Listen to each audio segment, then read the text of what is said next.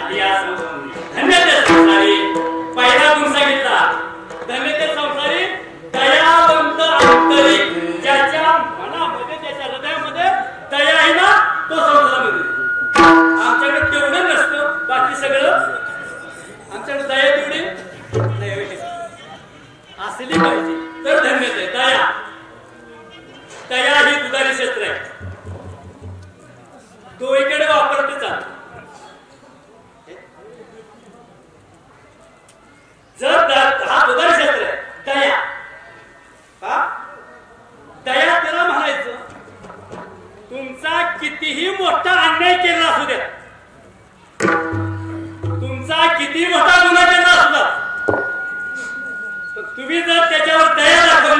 तर तुम्ही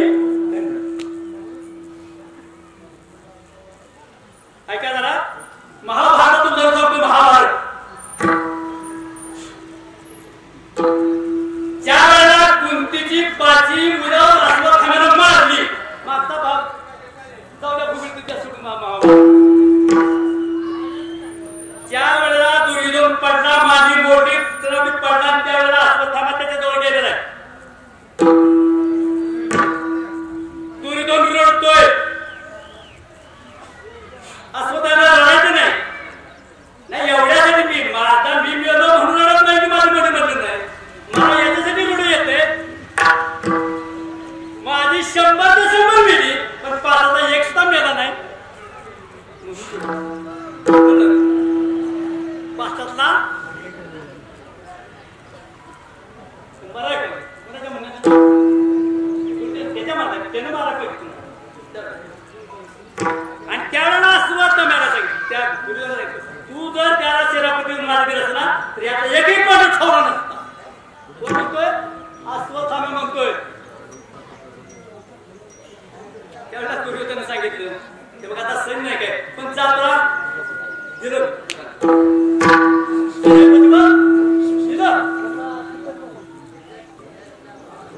भाषा काय, एकही पांडव जीवन ठेवणार नाही.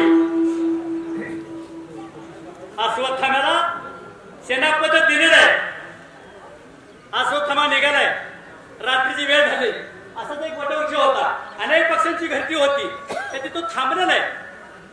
आणि थांबलं असताना एक मोठा पंख असं गिधाड आलं, आणि त्या गिधाडाने एका घरट्यावर झडप घातली, आणि त्या झडपातली जे असणारे त्या पिल्लं होती ना, ते सगळे पिल्लं एवढं त्या अश्वत्थाम्याने डोक्यात घेतलं. आणि ज्या ठिकाणी पांडव झोपले होते तेवढा रात्रीचा छत्र घेऊन गेलेला आहे. पांडवाचा सहकार्य कोण आहे?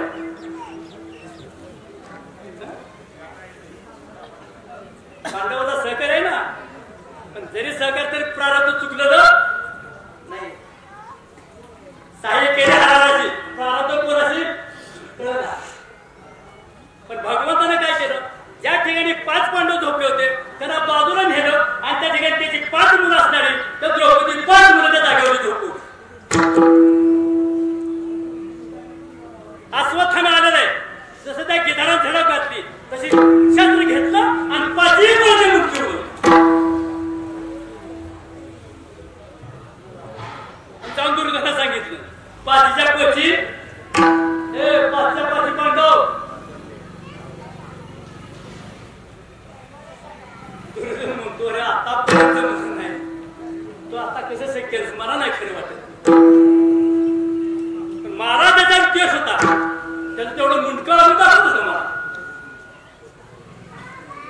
असं तवा गेलेलं आहे, आणि त्याचं ते भीमाचं मुंडकं होतं ते वाटलं. दुर्योधना अश्वत्थाम्या, तू 5 पांडव मारले नाही, 5 मुलं मारली. मोठा आहे तुला, ज्यानं आजपर्यंत नाही केलं तो तर तुला नाही. आणि हे ज्या वेळेला 5 पांडवाची द्रौपदीची 5ही मुलं एका वेळेला मारली, तेव्हा हे जेव्हा द्रौपदीला कळलं, वाघिणीसाठी खवाले. देवाला बोलले नसेल, अर्जुनाला बोलले, अरे तू किती धनुरात माहित आहे, जेव्हा तू किती पाठवले ते मला माहित आहे. तुम्ही काय झोपला होता का? एका वेळेला 5 मुलं मारता, तुम्ही काय करत होता? देवाला मान खाली घालावी लागली, अर्जुनानं मान खाली घातली. द्रौपदी खरंय, पण आता काय करू सांग? आता एकच करायचं, ज्यांनी माझी 5ही मुलं मारलं त्याला माझ्या समोर आल्याशिवाय माझं थांबला नाही. लक्षात ठेव, देवाचा मी अर्जुन नाविला झालेला आहे. अश्वत्थामा बरोबर भरण्यात पळून गेला होता. अर्जुनाला आणि देवाला जाऊन तर अश्वत्थामाला आणावं लागलं. अण्णाने द्रौपदीच्या पुढं द्रौपदीच्या पुढं उभं केलं. ऐका द्रौपदी बोल, याला तुझी 5 मुलं मारले का? उडून का मुंडकं याचं?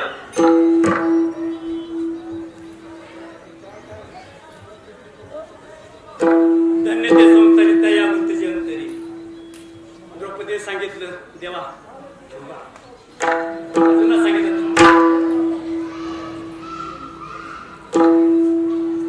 आपला गुरुचा पुत्र आहे, गुरुमुख आहे, त्याच्या वडिलांनी आपल्याला धनुर्विद्या शिकवली आहे, शिवाय गुरुबंध आहे. या ठिकाणी द्रौपदीचा प्रत्येकाला पाहते एकदम शांत झाला. तिने सांगितलं की याला मारायचं ते काय, त्याला म्हणायचं ज्यांना आपली 5 मुलं मारली त्याला समजलं केलं असं ना, त्याला मारणं का म्हणणार ती फक्त एकच, पण त्याला म्हणायचं म्हणतो द्रौपदी मागायच्या पासून आमचे घाम काढत आमचं दडपून झालं आता तू म्हणतो याला मागायचं काय काय चाललंय का तुझं. तेव्हा ते सगळं खरं आहे, तेव्हा ते सगळं खरं आहे, पण ज्या आईची मुलं मेली जातात त्याचं दुःख त्या मातेलाच असतं, आईच्या कळवळ्याच्या जाती.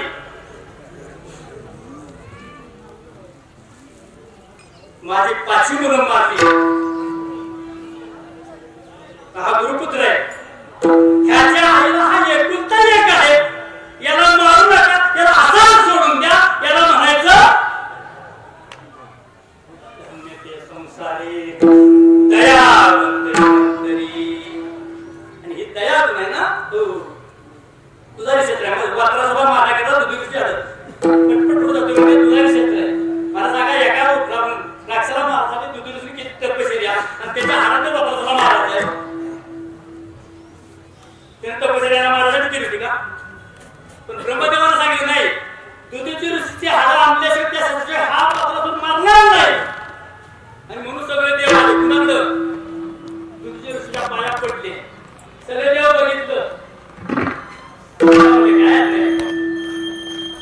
काय फक्त म्हणजे आपल्या हाडावर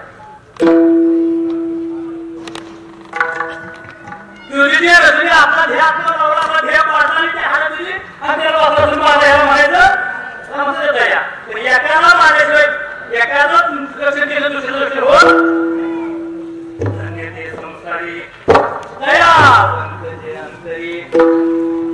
अशी दुसऱ्या बद्दल त्याच्याकडे दया ना हा पहिला गुणाचा दावा ठेवायचा, 5 गुण दावांकडे होते. धन्य ते संसारी दयावंत जे अंतरी. येथे आपण येथे हे संत आहे ते राहणार कुठले आहेत आम्ही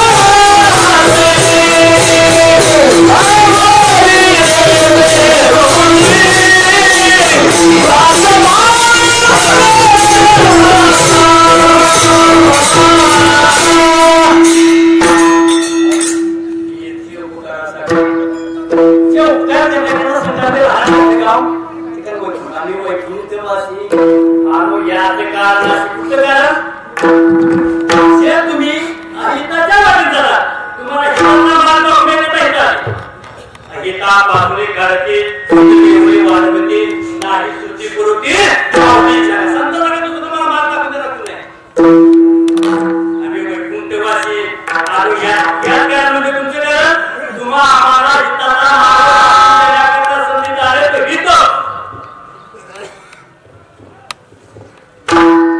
आलो याच कारणाशी बोललेली जे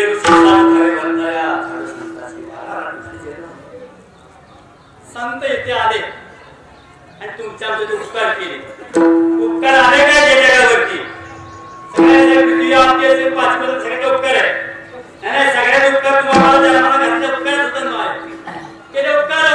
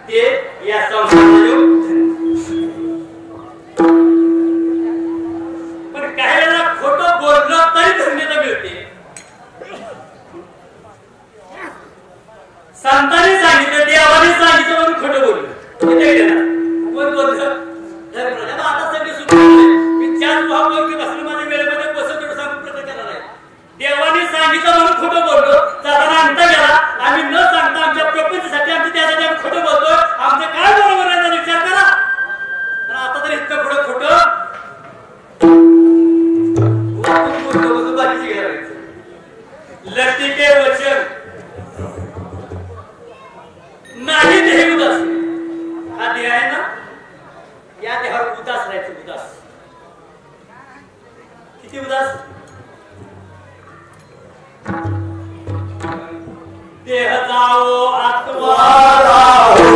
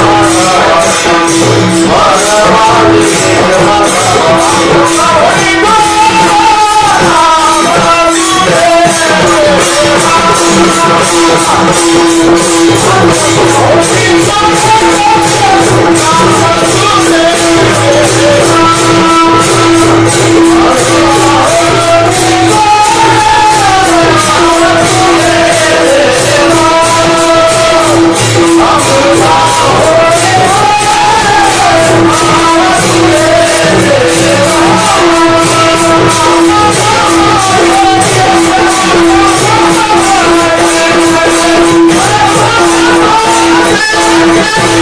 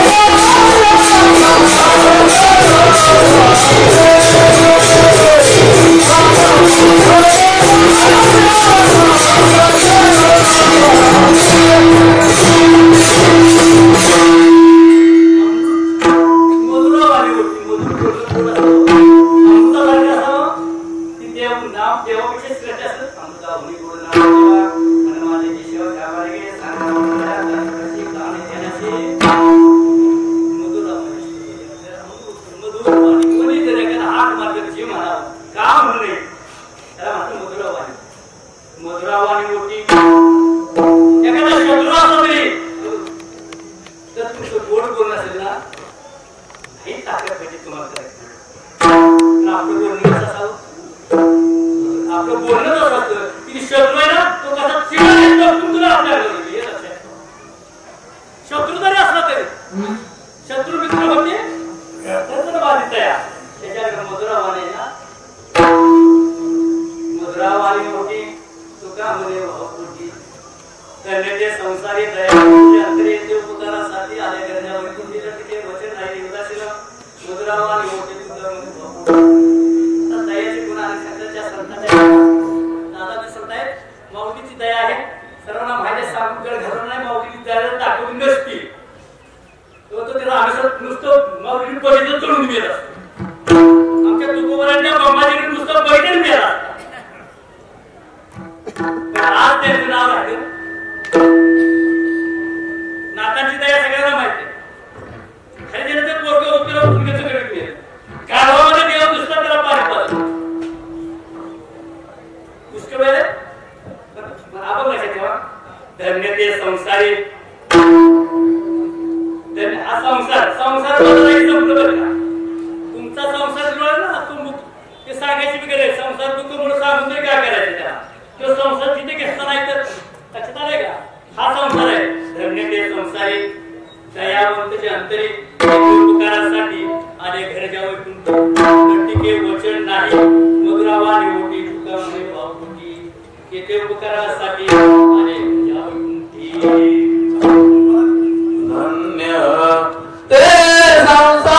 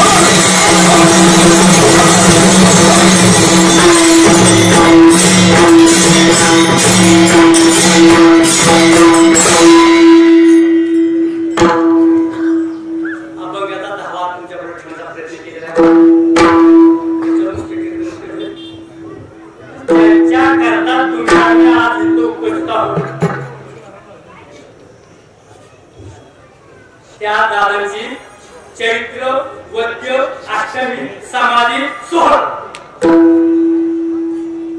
या समाधी सोहळ्यात एक लक्षात ठेवा आजचा जो समाधी सोहळा आहे दादांचा तो 157 समाधी सोहळा आहे आणि हा म्हणालो 58 चालू 57 157 सोहळे झाले आणि 58 सोहळे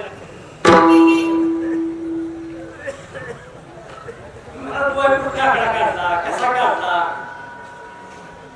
सांगू का परत विचारा तो सांगून जातात माहिती असला दादाचा जन्म पडल्या गावी 1772 ला झाला किती त्याच्या अगोदर त्याची जन्म हनुमानाचा 1769 ला जन्म झाला आणि 3 वर्षानंतर आमचे शिवपती जन्माला आले किती सण सांगितलं चुकू नका 1712 72 चुकून 1772 ला जन्म झाला ऐकताय का दादाना आयुष्य 95 वर्षाचं किती 95 वर्ष दादा जगले आता जन्म झाला 1772 समाधी सोहळ्यातनं 95 वर्ष वजा करायची राहिले किती 1800 आता सण किती चालू आता 2025 वजा आता आकडा वजा करा किती जातो या 158 येतोय म्हणजे 157 पूर्ण झाला आणि हा 58 सोहळा लक्षात ठेवा पुढचा येणारा असं जागे लागेल आता पक्क लक्षात राहील ना पुढचा येणारा सोहळा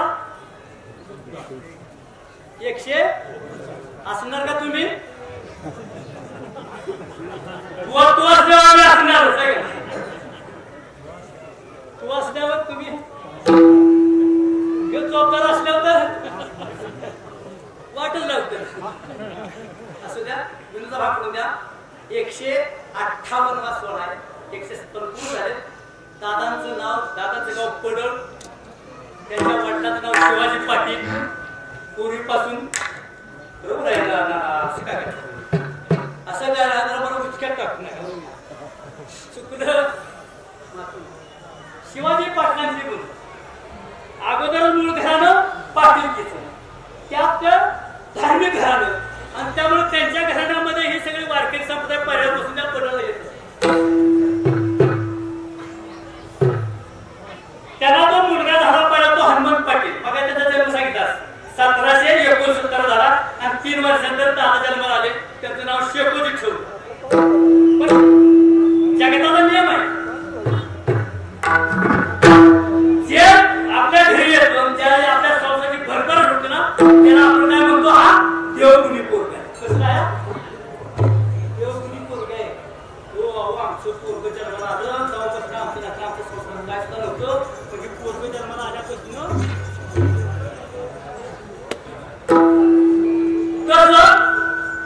या पटाच्या घरामध्ये शेकोजी जन्माला आले त्याच वर्षी विहीर खांदली होती आणि त्या ज्या दिवशी जन्माला आलं त्या दिवशी विहिरीला पाणी लागलं 10 एकर बागायचा रात भरभराट त्यांचे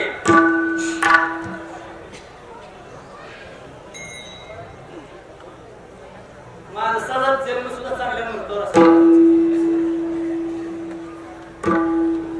पोरं जन्माला येते दादाचा जन्म झाला संसारात भरभराट झाली नेहमीप्रमाणे साधू संत यायचे वारकरी यायचे तर ठिकाण म्हणलं की शिवाजी पाटील दुसरं घर नाही वारकरी होते पहिल्यापासून संप्रदायाची ओढ असते मुलगा झाला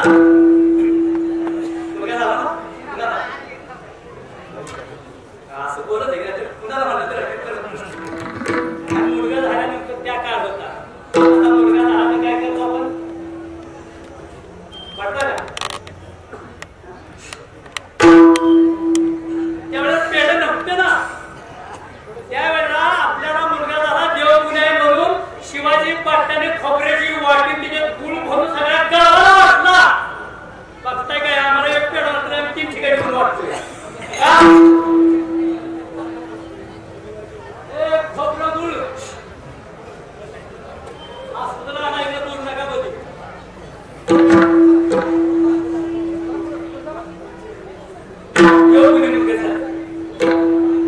वेळेमध्ये जेवढं बसेल तेवढं सांगतो नेहमीप्रमाणे कार्तिकवादी गाडगे बाबाची दिंडी पडळ म्हणलं की शिवाजी पाटलांच्या करायची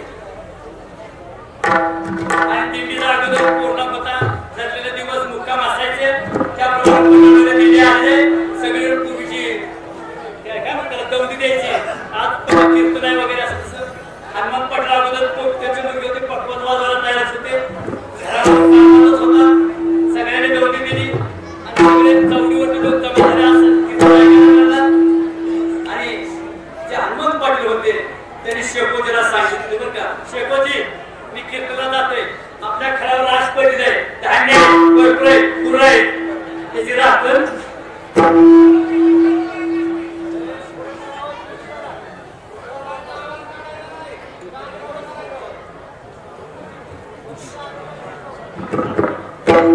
थोरल्या भावाचा ऐकावं लागतं बरं का लक्षात ठेवा थोरल्या भावाला काय म्हणतात आपल्याकडे दादा काय म्हणतो सांगितलं बरं का दादा काय आवडतं ते थोरल्या भावाला म्हणतात काय दादा जो प्रपंचात कुणाला पत्ता लागून देतोय तो दादा जो गावात कुणाची दादगिरी केली त्याला नाव दादा जो सगळ्यावर गुंडगिरी करतो तो आमचे दादा तसे नाही सांगून जातो पुढे वेळ मिळत नाही वेळ दादा हा पहिलं नाव शेकोजी होतं पण मरणापाव असेल जे त्यांनी प्रमाण दिलं आणि ते प्रमाण देऊन त्या दादाला बोलवून घेतलं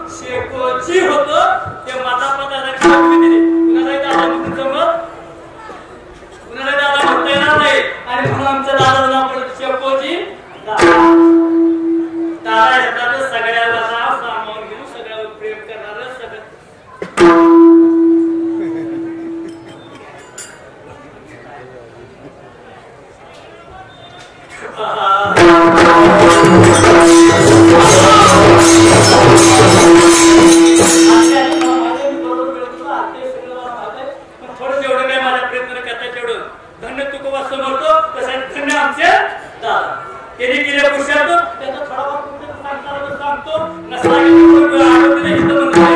दादाचा पुरुषार्थ आहे. दादा दिंडी बरोबर निघाले कीर्तनाला गेले शोकोजीला वाटलं त्यांना वाटत आपल्याला सुद्धा कीर्तन ऐकायला मिळालं.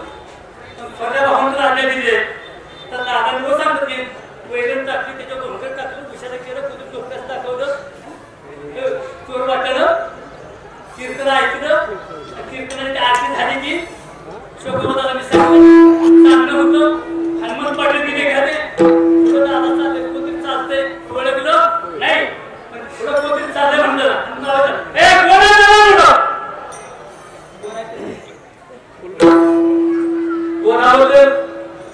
आपल्याला चरपटीने शब्दवाणी घाले अरे कोण आहे म्हणतो तुला थांबतो का तोंडा आहे पाठीमागं तुला सांगितलं ना हे पाठीमागं दादा म्हणलं दादा हे दादा नाही हे दादा म्हणल्यावर दादाने शेकोटीला मारलं म्हणा काय केलं आणि त्यामुळं शेकोटीचं मन विटलं हे प्रपंचापासून कोमळाच्या माहिती पोचले प्रपंचाचं मन विटतो त्या कुत्री गोळचं तवा माणसं आपला संसार सोडतो त्याशिवाय हा संसार आहे दादाने ठरवलं उद्या घरात राहण्याच्या पडवमध्ये राहायचं आणि उपकार होतो दादा पडवलं शिरसून राहायचं उपकार नाही करता याचं कारण मी माझ्या मनात सांगतो की पडवळ करायला त्याला जागा दिली नसेल म्हणून आलाय किंवा शिरसोड निघले एकदा ऐका पडवळ तुम्ही त्याला काय माहिती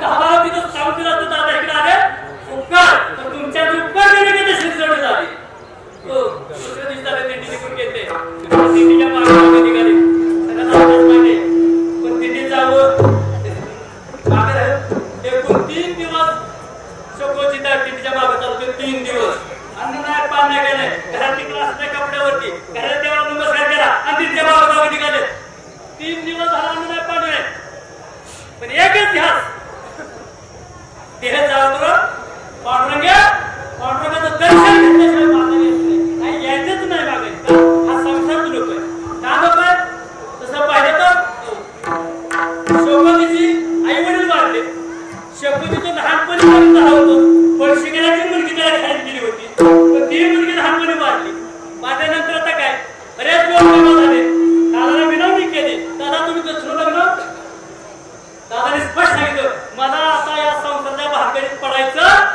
नाही मी दुसरं लग्न करणार नाही तुम्ही असतो काय केलं तो विचार करा याला म्हणतात विटले हे मन विटले प्रपंचानं गोमन ते आपल्या म्हणतात ना तसं मन जवळ विटतो ना तेव्हा माणसं घर सोडतो असं घर सोडत 3 दिवस झालं थांबले शेकोबा मागे चालले 3 दिवस आंघोळ नाही आंघोळ कपडे मळले एक विहीर होती त्या विहिरीमध्ये उतरले आंघोळ केली कपडे धुतले पाणी भरपूर पेले आणि विश्रांती थांबले बराच वेळ झाला 3 दिवस झाले झोप लागेल एक दिवस एका दिवसाची झोप लागेल झोप लागेल आपण झोप झालं बघितलं उठले त्या विहिरीच्या काठावरती भाकरीचं गाठून करत असंच कुणी शेतकरी पाणी प्यायला गेला काय केलं बघून आत बघितलं विहीर कुणी नाही कुणी नाही पोटातून आग पडली बस वारकरी आहे पण कुणाचं अन्न खाऊ नये परत खाऊ नये पण ब्राह्मण आहे पण दुधाचं अन्न खाऊ नये पण सुद्धा भागवलं कधी अन्न खाल्लं तरी पाप नाही या न्यायाने दादाने त्या भाकरी त्याची एक भाकरी झुमका घेतला गरम होतो एक भाकरी खाल्ली गरम केला दुसरं भाकरी बांधलं येतो कुणासाठी घेऊन जाईल बराच वेळ झालाय दिंडी हल्ले निघायची वेळ झाले पण त्या गाठोडाला तुम्ही माझं भेटत नाही दादांच्या भाकरी घेतल्या 4थ्या मुद्द्याने गेल्यानंतर गाडगे बाबाला स्वप्नामध्ये सांगितलं की अरे तुझ्या दिंडीमध्ये एक मुलगा आहे तो 3 दिवस उपास आहे त्याची काही वास्तुसूक केलीच काय त्यावेळेला गाडग्या बाबांनी बोलवलं कोण मुलगा आहे त्यावेळेला शकुनीला पुढे घेतलं अरे म्हणजे 3 दिवस होता नाही हो म्हणजे कसं सगळं सांगितलं पण म्हणजे आता हे बाबा किंवती प्रजाती सगळं झालं तिकडं भाऊन केला आपल्या रागाच्या हात मारलं राग शांत झाल्यानंतर मनुष्य शांत होतो बरं का जो पण राग आहे तो पण शांत होत तो पण काय करावं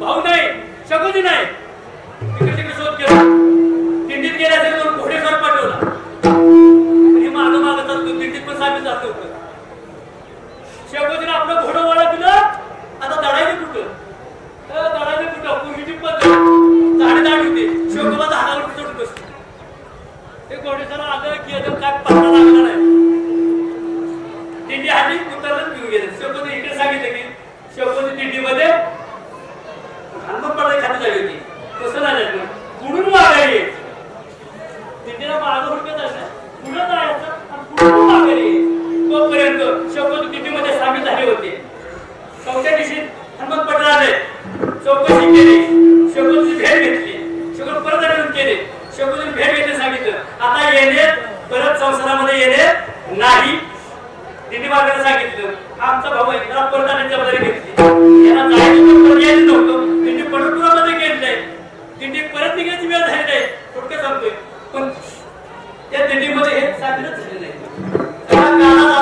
दिंडी परत निघाली दादाचा पत्ता नाही हुडकुडं केलं कुठं हुडकून शकत का यांना परत जायचं दिंडी निघून आले शकुनीला सांगितलं ती शकुनी काय सापडले आता काय करायचं पंढरपूर करा काहीतरी अन्न वस्त्र निवारा काय पाहिजे ना आणि म्हणून एका बडव्याच्या घरी दोन्ही भांडी करत जाता राहिले कशा करता राहिले पण दोन्ही भांडी पोटात आहे ना दोन्ही भांडी निवारा पाहिजे ना पण रोज मला पोटात दर्शन झालं पाहिजे रोज सकाळी संध्याकाळ दर्शनात जायचं त्या बडव्याच्या दोन्ही भांडी करायची शरीरातच चालवायचा आणि एक दिवस वाळवंटामध्ये थांबले होते त्यावेळेला मल्हारबाची त्याची नजरांतर झाली त्याला बोलून घेतलं कोण कुठला काय चौकशी केली ते सगळ्या इतिहास सांगितला इथं असं काय राहिले त्याला सांगितलं तो आमच्या बरोबर येत होता आणि म्हणून ते दादा आमच्या बसकऱ्याबरोबर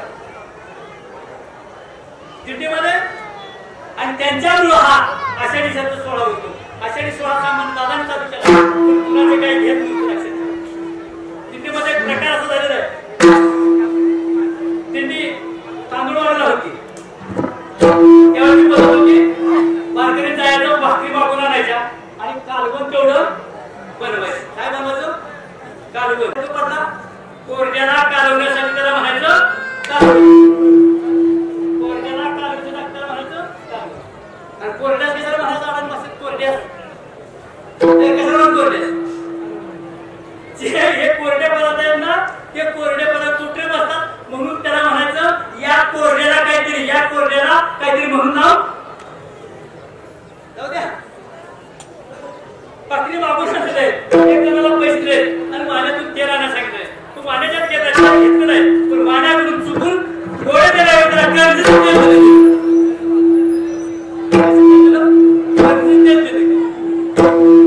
कोणाला लक्षात आलं तिकडे तेल आणलेलं आहे सगळा स्वयंपाक झाला सगळे जेवण पण त्या वाण्याच्या लक्षात आलं की आपल्याकडून चुकून चूक झाले म्हणून गाडीमध्ये पाय धरले विचार काय काढले सर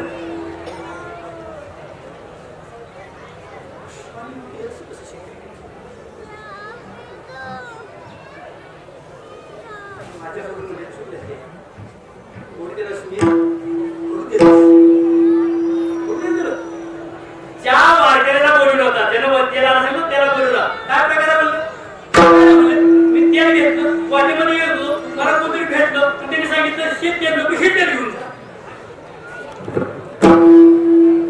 लक्षात हा दादाचा पुरुषार्थ आहे लक्षात धन्य तुकोबा त्याने केला पुरुषार्थ आणि धन्य दादा आमचे त्यांनी केला हा पुरुषार्थ अनेक चमत्कार आहेत वेळ नाही आज्ञा दिली नाही एक चमत्कार सांगून जाणार आहे तो सर्वांना ज्ञात आहे पण माहित नाही असे दादा मला भास्करांकडे राहिले त्यांनी त्याला आशीर्वाद दिला गुरु ज्ञान दिलं आणि मका सांगितल्याप्रमाणे त्यांनी याला ही पदवी दिली ती ना शेकोबा दादा वास्तविक माझ्या मते बरं का त्यांनी थोड्या मोठं असं मला माझ्या मते शेवकोजी दादा म्हणायला पाहिजे. हा शब्द पाहिजे होता. असं द्या बरोबर आहे. म्हणून नाव काय पडलं शेवकोबा.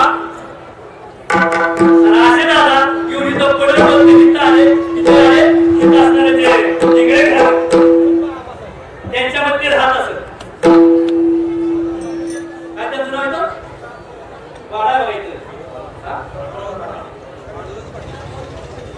आत्ताचे पाटील कटले पहिले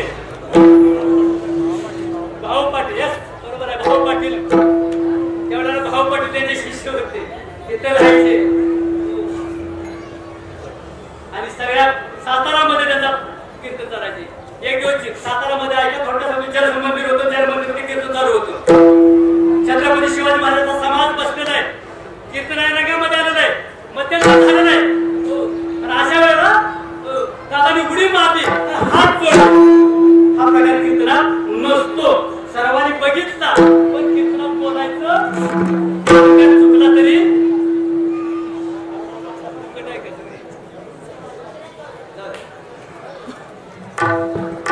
हात जोडले.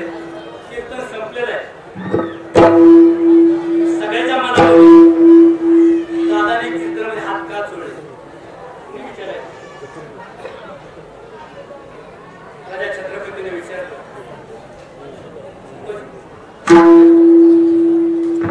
कीर्तनामध्ये मध्ये तुम्ही पुढे मारून हात जोडले हा प्रकार काय? सांगावं तरी अवघड आहे नाही सांगावं तरी अवघड आहे. पण शेवटी सांगणं भाग आहे. शेवटी सांगितलं की पंढरपुरामध्ये शेषात वेळेला शेला पेटला आणि तो मीन इथून विजवला. प्रत्यक्ष हात जे होते ते हात आले हाताला फोड आले होते. हात अक्षरशः मिळाले होते.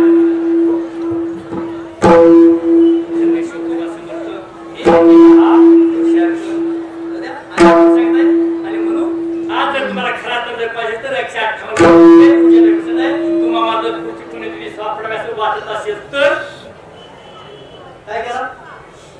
जाताना दादांच्या समाधीत मस्तक ठेवा आणि एका दादा मला पुढच्या वर्षी तुझ्या समाधीला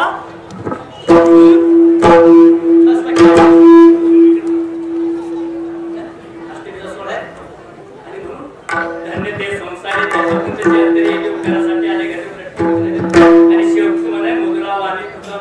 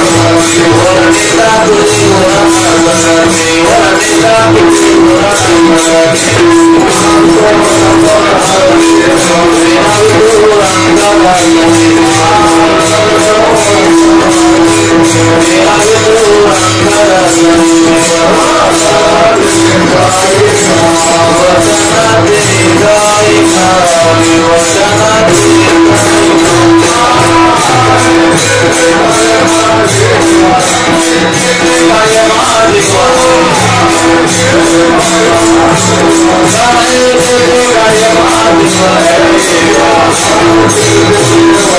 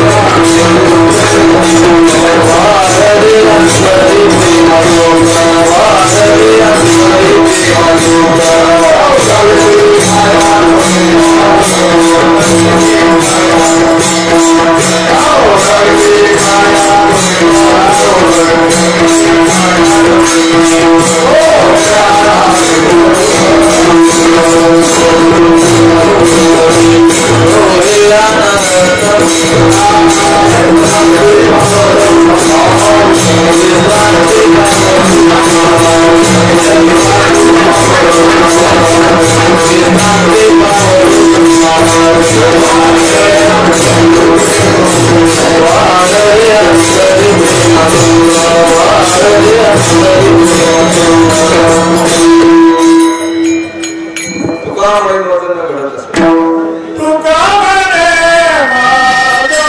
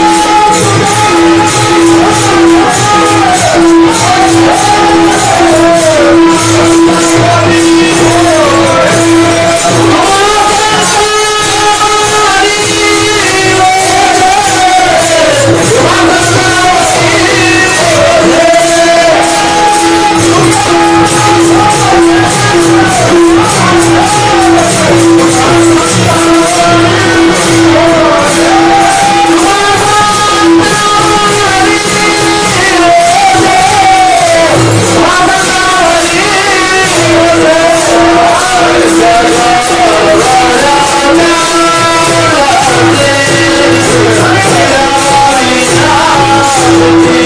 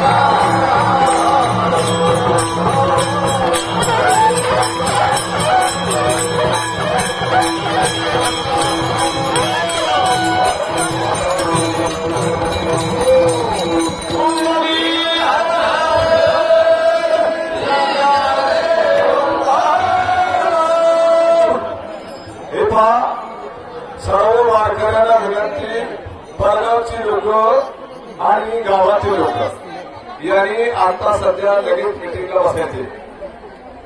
त्या हॉलमध्ये, दादाच्या हॉलमध्ये मिटिंग आहे. सर्व लोकांनी त्या ठिकाणी हजेरी लावायची.